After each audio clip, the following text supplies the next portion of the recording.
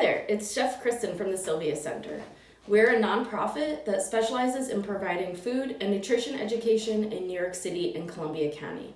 Today, I'm going to show you how to make a gift that grows. So essentially speaking, our gift that grows is going to be a really nice greeting card that we're going to make on our own. And on the inside, we're going to glue some wildflower seeds along the bottom edge that the person we're sending this to can cut off, take and plant into the ground, and wildflowers will grow in the spring. Okay, so first thing first, I just want to go over some materials that we'll need for today's project.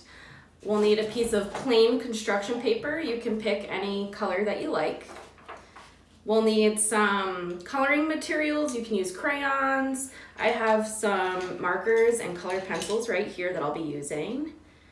You'll need a glue stick. You could also use regular glue. It's just going to take a little longer to dry. You'll need some wildflower seeds. You can find these pretty much anywhere. I think I got these at Home Depot. You'll need a ruler if you plan on making a straight edge for your seeds. You could also make your own creative shape for the seeds. That part I'll leave up to you, and I'll show you in a little bit. And lastly, an envelope that you'll have to fit your card into to send in the mail. This will be a really great project for those that we don't get to see. I'm making my card for my grandfather who is currently in a nursing home. And I think the main thing that's the most important at this project is just making sure that our card is going to fit inside the envelope.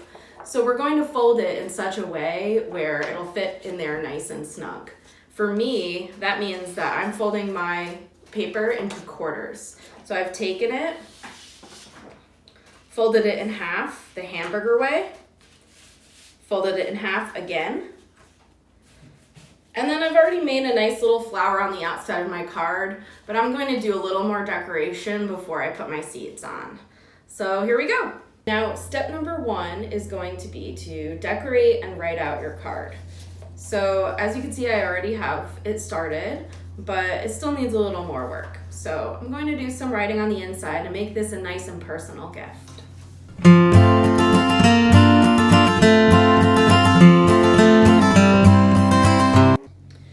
Once you've gotten your card written out the way you'd like it, the next step, step number 2, is going to be to glue on our wildflower seeds. So in order to do that, there's a couple different ways that we can go about it. The first way that I was telling you about was to take our ruler and to make a straight line on the bottom of the card. So I'm going to just go ahead and do that real quick to show you what I'm talking about.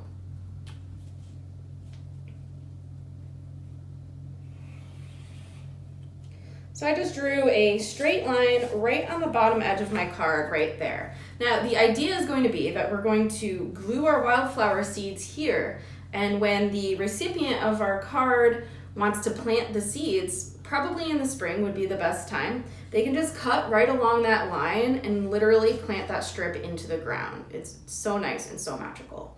So I'll show you how to do that real quickly too. Take your glue stick and put your glue inside the lines. Like I said, you could use regular glue with this. Glue stick's gonna work a little bit better and be a little less messy, but you can always use what you have. So I've got my strip of glue right there, and we're just gonna take some wildflower seeds and sprinkle them in. This is a really nice mix, but wildflower seeds do vary by brand to brand. Just take a little pinch. And this might be somewhat of a messy activity, but not too bad. But we're just gonna sprinkle the wildflower seeds right along that edge there. And the glue will make them stick. You don't wanna go too thick with this, just a nice light layer. Typically speaking, when you plant wildflower seeds, you scatter them around. So we wanna have a little scattered pattern to it. And before you put this in the envelope and mail it out, you're definitely going to want to make sure that it dries.